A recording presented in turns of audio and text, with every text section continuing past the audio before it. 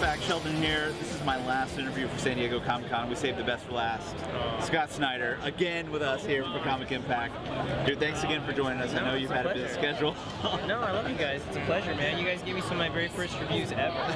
Thanks. I'm glad you're okay with it. Yes. Well, first I want to ask a couple questions about Swamp Thing, because that is absolutely one of my new favorite at 52. That along with Batman, of course. So, kind of first of all, are you and Jeff having like a contest to see who can gross each other out the most? We do. We're sort of like schoolgirls on the phone where we're just like trying to come up with the grossest thing, you know? You just are like, what if he rips her baby's face off? Or what if he burns this person's hair and scalp off? You get, it's really fun working with him because he's one of my best friends in the world. He's somebody I admire tremendously on every level, you know, as a writer, as a person, and it's inspiring, you know? So the stuff coming up in Rot World is going to be really fun because it starts in 12. That's the prelude. So it'll be 12 Animal Man is part 1, 12 Swamp Thing is part 2, and then 13s they split into their own directions and come back in 17. So it's going to be a really big story. You're going to see the DCU in ways you never have before, where you're going to see nightmarish versions of the characters you love. It's really a world destroyed by the rot. It's going to be huge fun. And yeah, I can't wait to start it. Yeah, I love the new look for him, you know, that he's using all the things. I think the last time we talked to you actually said that he's using all the elements of the swamp. Oh yeah. You know, it's just, I love it. It's very, very cool. Thanks, man. Yeah, he gets even more badass in this. Where do you see him, like, because he has the different power set there, so he gets crazy, like Godzilla crazy. Awesome. Well, the other question, of course, is Batman. Yeah. With Death of the Family coming up soon, and then the end of the court. Well, actually, let me back that up a little bit. I know we saw a picture of I think that you had taken, or that Dan had taken, of the whole court at Comic-Con. Yeah, I took it from the stage. Yeah. How creepy is that? It was awesome. It was like, I tweeted out, I was like, I've accepted that this is the peak of my career. I'll never top this moment for myself. So. You were on CNN the other day, right? No, I just mean, it was like, it really was like I can't imagine anything better. You look out and you see people wearing things from a story you made like that, and it's so, I just feel so grateful to fans for being so supportive, and to DC. I mean, it really was the one of the highlights of my life. Yeah. So thank you guys so much. Do you still have a lot of, I mean, when I read The Court, I was like, wow, this is his big idea going in. And now to see Death of the Family, sort of a continuation of another big idea that sort of started at the very beginning. Do you have a lot of these pre-planned out already? I have two more. Two more already, after Joker. Okay. Yeah, so awesome. There's the one after it, is going to go in a very different direction and explore a couple characters, other rogues, and some stuff that you'll see in Zero. It's really going to bring a lot of the Zero stuff back. Okay. And then it's so far in the future after that, I don't even get into it. Yeah, it's like a year ahead. So this is really where we're going.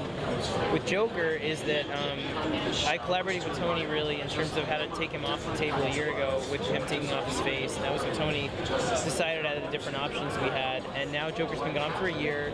He's been planning this horrifying thing. He's set all of his traps. He's ready to come back. He's like coming for everybody in the family to teach him a lesson, because he says, I am supposed to serve the king of Gotham. I'm supposed to serve Batman, my king, as the court jester, who I deliver terrible news to, the terrible news of his heart. I bring nightmares to life to make him a stronger king, and you people make him fat and lazy. And he's like, you're false, you're sycophants, and I'm coming to kill all of you, and show why you're worthless and don't deserve to sit at his table. It definitely sounds like you're writing a much more sort of twisted Joker. Oh yeah, I mean, he doesn't have his face, dude. So he's like, he's very twisted and incredibly horror movie driven in this way, where this will be the scariest Joker I could possibly deliver to you, I promise. And from the way he looks, is the surprise I think you'll see when you see how he's going to appear in terms of the face, to his clothes, what he wears, because he's at work. Stylistically, he's going to be completely different. He's going to be different, but at his core, and you will see him eventually with the suit and all that stuff, but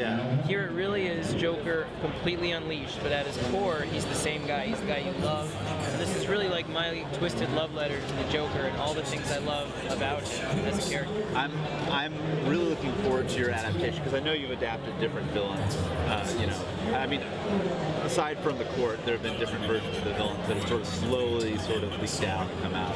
I'm really interested to see sort of the direction the Joker goes, because I mean we've seen the Joker in the suit with the big smile and the clown sort of the clown prince, you know, sort of thing. Yeah. So I'm really curious to see how it's going to really the deformity is really going to affect not only the outer but his mind and how people perceive him a lot. Well, and there's a lot about faces in it. There's a lot about why he did it. Why he did it's a big part of the story. I mean that is an angry gesture to allow your face or to have your face cut off and leave it for Batman to find. It's something he's trying to do to really begin that kind of process of grinding his axe and be like, I have something to say, and he's going to say it in the most violent and terrifying way we can in this storyline. So it's going to start in 13 and Halloween, and it's going to run through 17, and it's going to be the feature and the backups.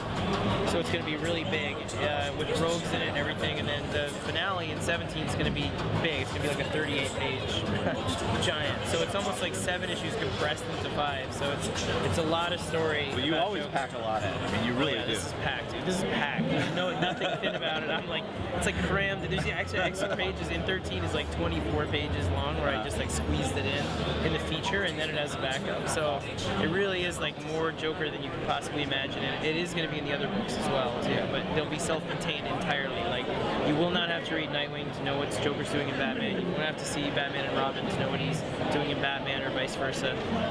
It really is like we want each one to be the Joker facing that character in a completely singular way. Well, and going forward with American Vampire, what direction are you going to start pushing that book in? That's a good question. I mean, for us, we're starting to near, I think, the midway point in the story we want to tell for the entire series. So this one that we're telling right now, The Blacklist, which takes place in the 1950s in Hollywood, where Pearl and Skinner, our 2 main characters, these American vampires, are hunting common vampires that are hiding out in Hollywood elite mansions and being hidden by this Hollywood elite in this kind of way that's supposed to be reminiscent of some of the stuff that was going on with the fear of communism in the 50s. Part of the era. Right, exactly. It's called The Blacklist, and there's a blacklist of names of people hiding vampires here. So it's it has those elements that we love to deal with in American Vampire, American history and politics and sort of social issues, but at the same time, this one is a big, bombastic, fun storyline that brings our characters sort of crashing together in a new way, where the sexual tension, the tension between Pearl and Skinner really comes to a head and changes the course of the series in it. So the series really will spin into a shocking new direction, I think, after this, that will set up some of the stuff that we're going to build towards in the bigger, the later years of the series itself. So it's a game-changing one. It's a really user-friendly one. We tried to make it a jumping-on point and a sort of series-shattering moment for us too. So I really hope you like it. Yeah, and we got the mini-series too. I forgot. Yeah. We got that one introduces our version of Dracula, who's going to play a part in the main series later in a big way too. And Dustin Gwynn is drawing it and just drawing the hell out of it. I mean, and I can't say enough good things about him. So. Well, I had one last question for you. When you're writing Batman, obviously as a writer you have a lot of inner dialogue, and you're like, you know, how do they make it sound in my head, sort of thing, to make sure it works out right. So I was wondering if you can give us your best Batman, what you hear when he talks. Oh no way! I don't. My voice is almost gone, and I'm like a boy voice. I would say, to me, the answer really is like you hear your own version of his voice. Or some people are like, oh, you hear Kevin Conroy. Oh, you hear Christian Bale being like, swear to me. You're like, no, it's really. We'll accept that one. That one's fine. All right, there you go. But it really is like this. For me, it's you hear your own version, or you're in trouble if you're hearing someone else's. Yeah, so, that's true. Yeah. That is true.